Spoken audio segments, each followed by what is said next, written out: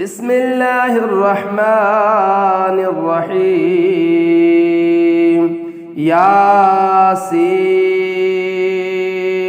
والقرآن الحكيم إنك لمن المرسلين على صراط مستقيم تنزيل العزيز الرحيم لتنذر قوما ما أنذر آباؤهم فهم غافلون لقد حق القول على أكثرهم فهم لا يؤمنون إنا جعلنا في أعناقهم أغلالا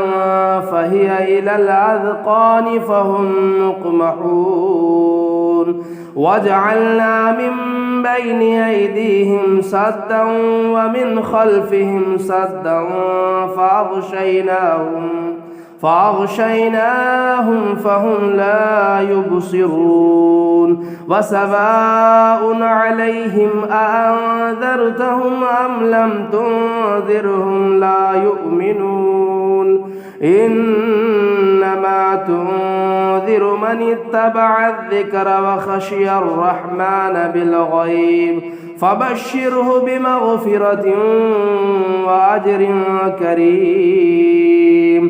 إنا نحن نحيي الموتى ونكتب ما قدموا وآثارهم وكل شيء أحصيناه في إمام مبين واضرب لهم مثلا أصحاب القرية إذ جاءها المرسلون إذ أرسلنا إليهم اثنين فكذبوهما فعززنا بثالث فقالوا إنا إليكم مرسلون قالوا ما أنتم إلا بشر مثلنا وما أنزل الرحمن من شيء إن أنتم إلا تكذبون قالوا ربنا يعلم إنا إليكم لمرسلون وما علينا إلا البلاغ المبين قالوا إنا تطيرنا بكم لئن لم تنتهوا لنرجمنكم وليمسنكم منا عذاب أليم قالوا طائركم معكم أئن ذكرتم بل أنتم قوم مسرفون وجاء من أقصى المدينة رجل يسعى قال يا قوم اتبعوا المرسلين اتبعوا من لا يسألكم أجرا وهم مهتدون وما لي لا أعبد الذي فطرني وإليه ترجعون أأتخذ من دونه آلهة يردني الرحمن بضر لا تغني عني شفاعتهم شيئا ولا ينقذون إني ذل في ضلال مبين إني آمنت بربكم فاسمعون قيل ادخل الجنة قال يا ليت قومي يعلمون بما غفر لي ربي واجعلني من المكرمين وما أنزلنا على قومه من بعده من جند من السماء وما كنا منزلين إن كانت إلا صيحة واحدة فإذا هم خامدون يا حسرة على العباد ما يأتيهم من رسول إلا كانوا به يستهزئون ألم يروا كم أهلكنا قبلهم من القرون أنهم إليهم لا يرجعون وإن كل لما جميع لدينا محضرون وآية لهم الأرض الميتة أحييناها وأخرجنا منها حبا فمنه يأكلون وجعلنا فيها جنات من نخيل وأعناب وفجرنا فيها من العيون ليأكلوا من ثمره وما عملته أيديهم أفلا يشكرون سبحان الذي خلق الأزواج كلها مما تنبت الأرض ومن أنفسهم ومما لا يعلمون وآية لهم الليل نسلخ منه النهار فإذا هم مظلمون والشمس تجري لمستقر لها ذلك تقدير العزيز العليم والقمر قدرناه منازل حتى عاد كالعرجون القديم لا الشمس ينبغي لها أن تدرك القمر ولا الليل سابق النهار وكل في فلك يسبحون وآية لهم أنا حملنا ذريتهم في الفلك المشحون وخلقنا لهم من مثله ما يركبون وإن نشأ نغرقهم فلا صريخ لهم ولا هم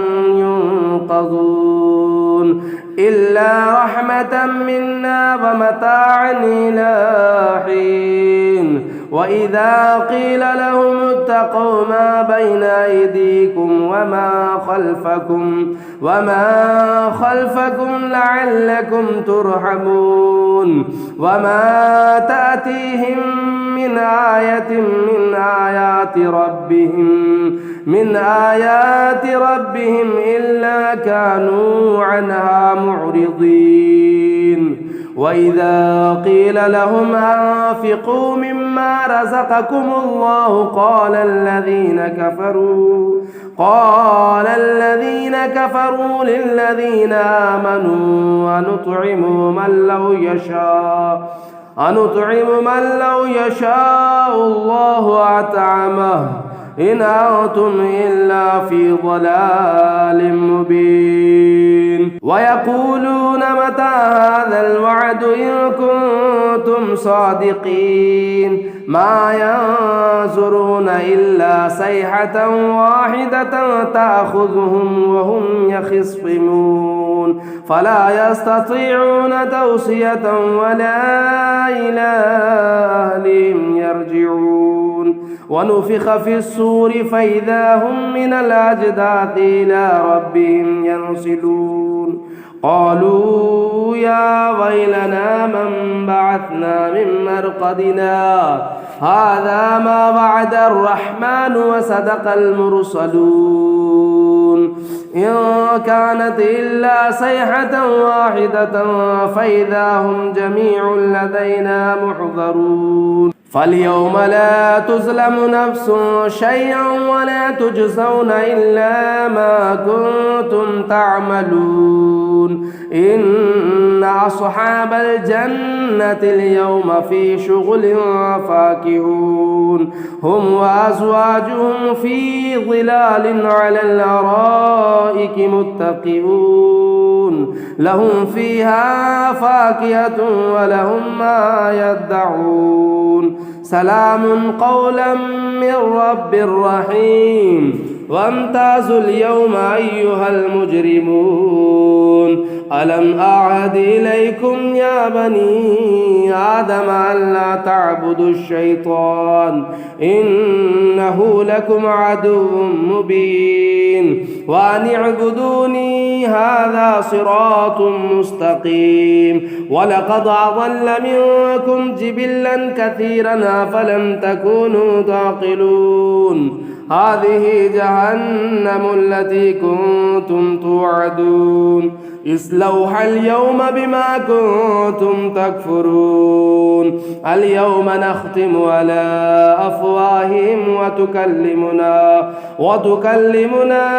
أيديهم وتشهد أرجلهم بما كانوا يكسبون ولو نشاء لطمسنا على أعينهم فاستبقوا الصراط فأنى يبصرون ولو نشاء لمسخناهم على مكانتهم فما استطاعوا مضيا ولا يرجعون ومن نعمره ننكسه في الخلق أفلا يعقلون وما علمناه الشعر وما ينبغي له إن هو إلا ذكر وقرآن مبين لينذر من كان حيا ويحق القول على الكافرين أولم يروا أنا خلقنا لهم مما عملت أيدينا أنعاما فهم لها مالكون وذللناها لهم فمنها ركوبهم ومنها يأكلون ولهم فيها منافع ومشارب أفلا يشكرون واتخذوا من دون الله آلهة لعلهم ينصرون لا يستطيعون نصرهم وهم لهم جند محضرون فلا يحزنك قولهم إنا نعلم ما يسرون وما يعلنون أولم ير الإنسان أنا خلقناه من نطفة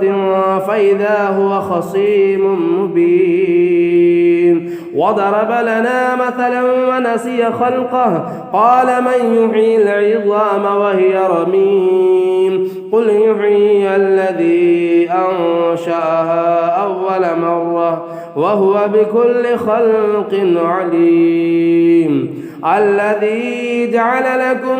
من الشجر الأخضر نارا فإذا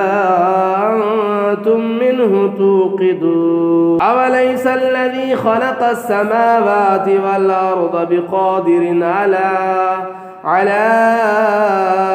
أن يخلق مثلهم بلى وهو الخلاق العليم إنما أمره إذا أراد شيئا أن يقول له كن فيكون فسبحان الذي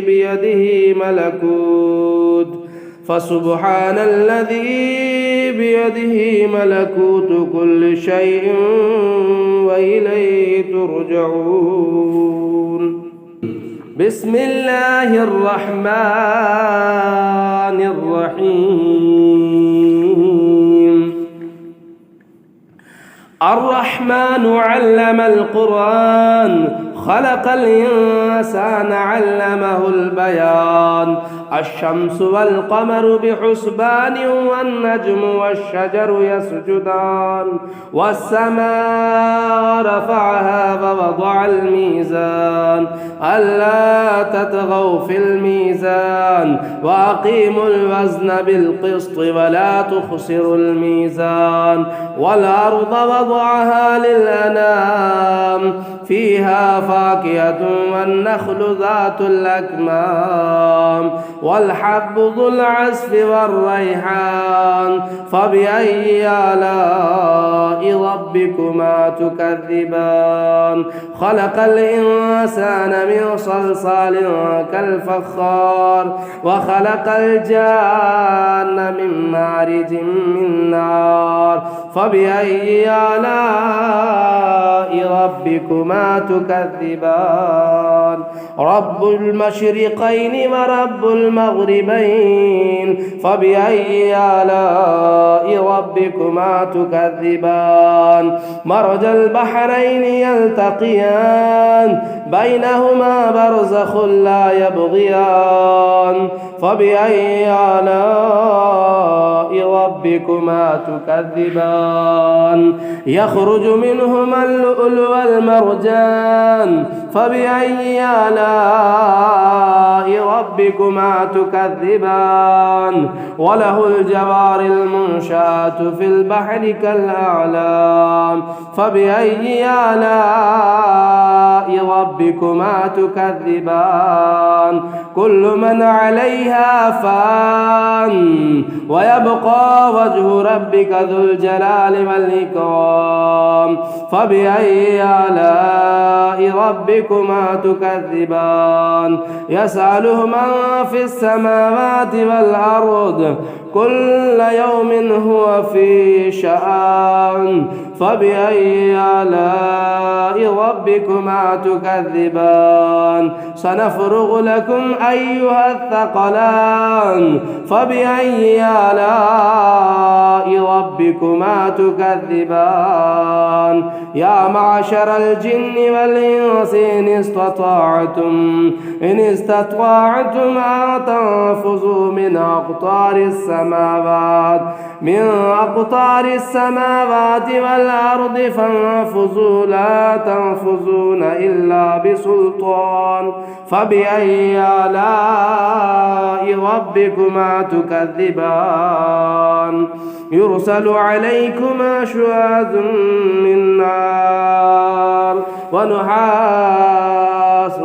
فلا تنتصران فبأي آلاء ربكما تكذبان فإذا انشقت السماء فكانت وردة كالدهان فبأي آلاء ربكما تكذبان فيومئذ لا يسأل عن ذنبه إنس ولا جان فبأي آلاء ربكما تكذبان يعرف المجرمون بسيماهم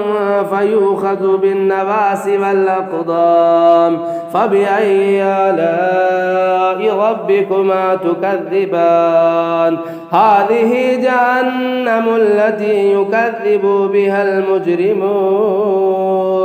يطوفون بينها وبين حميم آن فبأي آلاء ربكما تكذبان ولمن خاف مقام ربه جنتان فبأي آلاء ربكما تكذبان ذواتا أفنان فبأي آلاء ربكما تكذبان فيهما عينان تجريان فبأي آلاء ربكما تكذبان فيهما من كل فاكهة زوجان فبأي آلاء ربكما تكذبان متكئين على فرش بطائنها من استبرق وجنى الجنتين دان فبأي آلاء ربكما تكذبان فيهن قاصرات الطرف لم يطمثهن إنس قبلهم ولا جان فبأي آلاء ربكما تكذبان كأنهن الياقوت والمرجان فبأي آلاء ربكما تكذبان هل جزاء الإحسان إلا الإحسان فبأي آلاء ربكما تكذبان ومن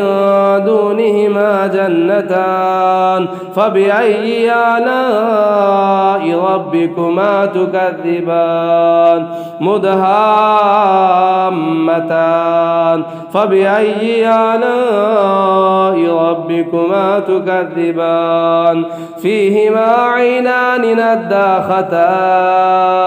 فبأي آلاء ربكما تكذبان فيهما فاكهة والنخل والرمان فبأي آلاء ربكما تكذبان فيهن خيرات حسان فبأي آلاء ربكما تكذبان حور مقصورات في الخيام فبأي آلاء ربكما تكذبان لم يطمثن إنس قبلهم ولا جان فبأي آلاء ربكما تكذبان متكئين على رفرف خضر وعبقري حسان فبأي آلاء ربكما تكذبان تبارك اسم ربك ذي الجلال والإكرام بسم الله الرحمن الرحيم تبارك الذي بيده الملك وهو على كل شيء قدير الذي خلق الموت والحياة ليبلوكم أيكم أحسن عملا وهو العزيز الغفور الذي خلق 7 سماوات طباقا ما ترى في خلق الرحمن من تفاوت فارجع البصر هل ترى من فطور ثم ارجع البصر كرتين ينقلب إليك البصر خاسئا وهو حسير ولقد زينا السماء الدنيا بمصابيح وجعلناها رجوما للشياطين وأعتدنا لهم عذاب السعير وللذين كفروا بربهم عذاب جهنم وبئس المصير إذا ألقوا فيها سمعوا لها شهيقا وهي تفور تكاد تميز من الغيظ كلما ألقي فيها فوج سألهم خزنتها ألم يأتكم نذير قالوا بلى قد جاءنا نذير فكذبنا وقلنا ما نزل الله من شيء إن أنتم إلا في ضلال كبير وقالوا لو كنا نسمع أو نعقل ما كنا في أصحاب السعير فاعترفوا بذنبهم فسحقا لأصحاب السعير إن الذين يخشون ربهم بالغيب لهم مغفرة وأجر كبير وأسروا قولكم أو اجهروا به إنه عليم بذات الصدور ألا يعلم من خلق وهو اللطيف الخبير هو الذي جعل لكم الأرض ذلولا فامشوا في مناكبها وكلوا من رزقه وإليه النشور أأمنتم من في السماء أن يخسف بكم الأرض فإذا هي تمور أم أمنتم من في السماء أن يرسل عليكم حاسبا فستعلمون كيف نذير ولقد كذب الذين من قبلهم فكيف كان نكير أولم يروا إلى الطير فوقهم صافات ويقبضن ما يمسكهن إلا الرحمن إنه بكل شيء بصير أمن هذا الذي هو جند لكم ينصركم من دون الرحمن إن الكافرون إلا في غرور أمن هذا الذي يرزقكم إن أمسك رزقه بل لجوا في عتو ونفور أفمن يمشي مكبا على وجهه أهدى أمن يمشي سويا على صراط مستقيم قل هو الذي أنشأكم وجعل لكم السمع والأبصار والأفئدة قليلا ما تشكرون قل هو الذي ذرأكم في الأرض وإليه تحشرون ويقولون متى هذا الوعد إن كنتم صادقين قل إنما العلم عند الله وإنما أنا نذير مبين فلما رأوه زلفة سيئت وجوه الذين كفروا وقيل هذا الذي كنتم به تدعون قل أرأيتم إن أهلكني الله ومن معي أو رحمنا فمن يجير الكافرين من عذاب أليم قل هو الرحمن